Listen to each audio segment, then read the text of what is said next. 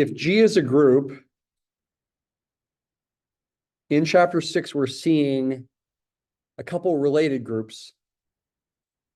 The group of automorphisms of G and the group of inner automorphisms of G. And I said those are groups, and they are groups. Remind yourself when you see these things as you're doing reading, what they are. Aut G, that's as a set, it's the collection of all automorphisms of G. Remind yourself of what that means. That's all one-to-one and onto functions from G to itself. Auto means self. That are also operation preserving. They are isomorphisms from G to itself. It's a group. What's the operation? Well, these elements are functions. The operation has got to be function composition. It can't be anything else, really. Inner automorphisms are special automorphisms. Not every automorphism is an inner automorphism.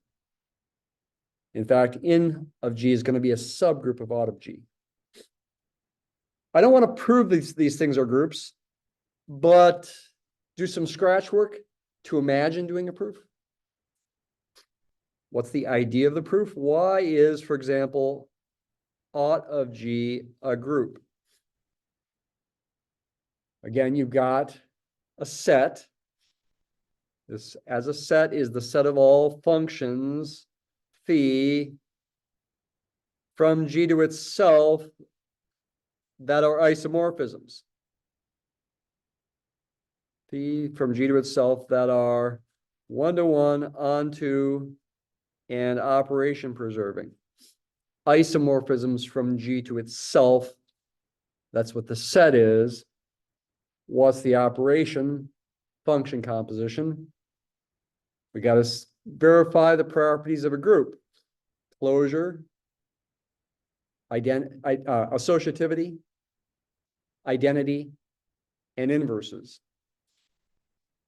Closure, what's the idea of closure here? Well, if phi is mapping G to G and psi is mapping G to G, then their composition, psi composed phi, certainly maps G to G. Is it also one-to-one onto an operation preserving? Yeah, we talked about that last time when we talked about isomorphism being an equivalence relation. When you compose two one-to-one functions, you get a one-to-one function. When you compose two onto functions, you get onto function. When you compose two operation preserving functions, we saw that you got an operation preserving function. Here's the quick calculation of that. Psi composed phi of AB, since phi is operation preserving, is this. And since psi is operation preserving, that gives you this. Technically, if you want to add extra steps at the beginning, at the end, you could think of this as being psi composed phi of AB. You think of this as psi composed phi of A, and this one is psi composed phi of B. Psi composed phi, when you put these things next to each other, that's a new function made from the two original functions. So what I'm trying to say here is the operation is closed.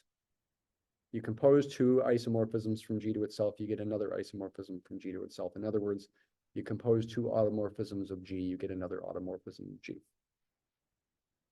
Associativity. Yeah, function composition is always associative. Is that worth verifying? Maybe. You got psi compose, phi compose. What's another Greek letter I can use? Xi, my favorite Greek letter. So pretty. Psi compose, in parentheses, phi compose Xi of an arbitrary element G. By definition, that's psi compose, phi compose Xi of G, like this. And by definition inside there, that's phi compose Xi of G, phi of Xi of G, you could say. And then you can just sort of reverse your steps to try to get the parentheses around the psi and the phi. You could say by definition that's psi compose phi of C of G. And by definition, that's psi compose phi compose C of G. Fun with parentheses, huh? Oops, I don't need that. I need an extra set there, but I don't need this one. It seems like meaningless symbol pushing with parentheses, but no, it's got deep meaning to it.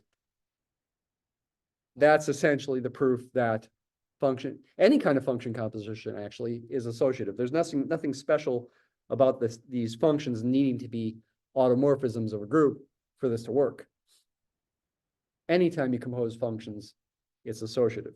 We've just verified psi compose phi compose xi is the same as psi compose phi compose xi, because their outputs are the same for any input. Identity. We've talked about this before. Probably it's the epsilon function, right? Epsilon mapping from G to itself maps every element of G to itself. It's the identity mapping. Probably that's the identity mapping of out of G. It's got to be. Nothing else it could be. Is it an automorphism? Certainly it's one-to-one onto an operation preserving. We saw that last time. Yeah, this calculation, which is a super trivial calculation. The first equality is definition of epsilon. The second equality is definition of epsilon applied twice. It's one-to-one onto operation preserving. It's mapping G to itself. Does it act as the identity in out of G, though? That's actually a different question. It's mapping every element to itself. When you compose it with something else in out of G, do you get that something else? Phi compose epsilon of G, is that the same as phi of G? Because it equals this by definition of composition, and epsilon of G equals G. Same thing the other way. Epsilon compose phi of G is epsilon of phi of G, which by definition, since epsilon maps everything to itself, is phi of G. Therefore, phi compose epsilon and epsilon compose phi is phi for any automorphism phi. You want to be able to do abstract things like this. You got to understand what to do well enough to do it. It's an abstract problem-solving process, but it's a worthwhile thing. What about inverses? If phi is an automorphism from G to itself, what's its inverse in out of G? Probably the inverse function. What else could it be? We've seen that the inverse function will also be one-to-one and onto an operation preserving. We saw that before. What happens when you compose them? You already know this about inverse functions. You got to get the identity function. By definition of inverse functions, no matter which order you do it in, phi compose phi inverse or phi inverse compose phi, by definition of inverse functions, nothing about being operation preserving here. You got to get the identity function. You got to get epsilon. Say therefore, phi compose phi inverse equals phi inverse compose phi equals epsilon. In out of G, that's the operation we're talking about, function composition. To verify functions are equal, you got to verify that for any given input, the outputs are the same. What about in of G? Group of inner automorphisms. What is an inner automorphism?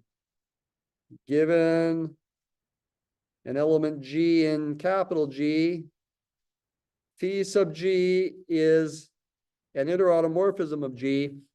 What does that mean? Well, it's got a special formula, first of all. It's defined by the formula phi sub g of x equals gx g inverse. That's a formula that's true by definition for all x and g. We're claiming this is a subgroup of aut of g. That's the claim. Claim is that it's a subgroup of aut of g. We better, I mean, yes, we could use like the one-step subgroup test or the two-step subgroup test, but in reality, we better show that it's a subset to begin with. We better show that every element in N of G, every function like this, is in fact an automorphism of G. It's certainly a non-empty set, right? Capital G is non-empty. Given any element of capital G, there will exist at least one, at least the identity. You can certainly create functions like this, and they do map G to themselves, G to itself. Is it actually an automorphism, though? Is it one-to-one onto an operation preserving? That's actually something a little extra that needs to be done here if you're going to try to use the one or two step subgroup test to prove this is a subgroup. Is you really need to verify it's a subset to begin with. Well, it's a little bit different than typical. How would you verify it's a subset? You got to verify these kinds of functions are one-to-one onto an operation preserver. They certainly map G to themselves, G to itself. One-to-one, is that hard? If phi sub G of x equals phi sub G of y, does that mean x equals y? If the outputs are the same, does that guarantee the inputs are the same? That's what's necessary to prove one-to-one. Well, do what you were doing for your problem solving on your problems. Just do some scratch work. What does this mean? By the formula, it means gx g inverse equals gy g inverse. My goal is to show x equals y. I hope it's pretty intuitive looking at that we're basically done. This does imply x equals y. What's the reason? Want to say the reason? Caden, you want to say the reason? Yeah, left and right cancellation. Cancel the g's on the left, cancel the g inverses on the right. Cancellation law of group theory. Nothing about the group being abelian or anything. Got the g's both on the left, the g inverses both on the right. I can cancel them. So it's one-to-one. How about onto? Given y in G, does there exist an x in G such that phi sub G of x equals y? Asking as a question, this would be equivalent to gx G inverse equaling y. What should x be? Left multiplied by G inverse, right multiplied by G on both sides so that you can solve for x. X would be G inverse YG. By the way, do inner automorphisms remind you of anything? They should, from a different class. When did you do these kind of calculations in some other class? Maybe with capital letters instead of lowercase letters. Maybe with like capital A and capital P and capital D. Those letters. Linear algebra. You were doing these kind of calculations in linear algebra, but these elements were matrices. When did you do them in linear algebra? You were trying to diagonalize matrices. Inner automorphisms are related to matrix diagonalization, which was a big deal in linear algebra. You did a lot of matrix diagonalization. So basically all chapter 5, I think, in the linear algebra book was about. Eigenvalues, eigenvectors, it's all related to diagonalization. Getting to diagonalization, theorems about diagonalization, applications of diagonalization. What were the applications of diagonalization? There are lots of them. Probably one thing emphasized, I'm guessing, was like discrete dynamical systems. Did you talk about that? Raising matrices to powers, that's an application. It's difficult in general to raise a matrix to a power unless you use diagonalization. Then it makes it easier. How about operation preserving? Phi sub g of x times y. By the formula for phi sub g, that's g times x times y times g inverse. What am I hoping that equals? I hope it equals phi sub g of x times phi sub g of y. Maybe I should figure out what that equals on a separate line. That equals gx g inverse times gy g inverse. Are these the same? Probably you're at the point now where you look at those and say, yeah, I think I can show those are the same because I can rearrange with the associative law for a little extra emphasis, right? A group theorist wouldn't even bother doing this because it's so trivial. It's the associative law. Replace G inverse G with E. And then, yes, E is the identity. So you get the same thing. We can use the associative law again. So these are the same. These match. That's enough to show it's OP. So what have we done so far? Showing this is one-to-one onto an OP. We've shown N of G is a subset of out of G. We haven't shown it's a subgroup yet because we haven't really used the one-step or two-step subgroup test yet. It's definitely, like I mentioned before, non-empty.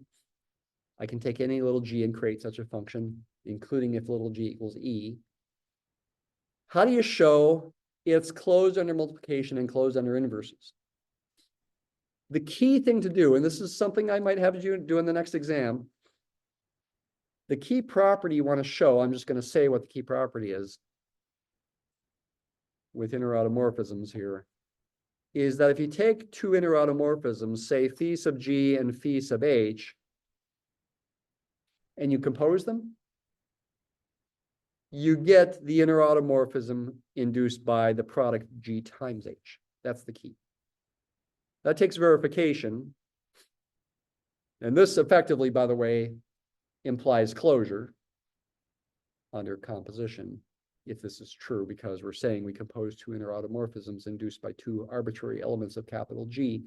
We get another inner automorphism induced by another element of capital G. This is a verification of closure if this is true. Why is it true? We're composing these functions. We've got to show they're equal. They got to give equal outputs for any input. First, what's the definition of function composition? Is this. Then use the formula for these things, for these inner automorphisms. Phi sub h of x is hx h inverse. Phi sub g of that thing is g times that thing times g inverse. Oh, and this is really cool here. We get to use something we haven't used in a while. What do you think I need to use to finish this? Sock shoes, our favorite little property. GHX, H inverse G inverse is the same as GH in parentheses inverse. Sock shoes. And that expression is the same as phi sub GH of x. And this is true for an arbitrary x and g. These two functions give the same output for any input. Therefore, the functions must be the same.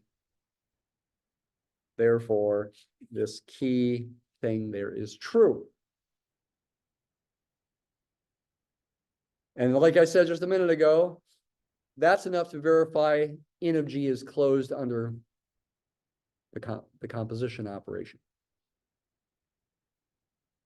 Closure under multiplication, if you want to call it multiplication. What about inverses? Is it closed under inverses? This key equation actually gives us closure under inverses too. It's kind of amazing.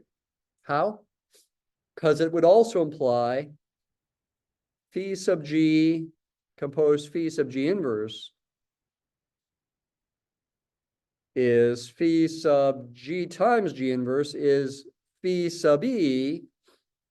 And what's phi sub e at an arbitrary input x? It's ex e inverse, which is just x. It's the identity function. I could call it epsilon. And it works, so I could call this epsilon. It works the other way around as well. Phi sub g inverse composed phi sub g is also equal to epsilon. Therefore, the point is of this, therefore, the inverse of phi sub g is phi sub g inverse.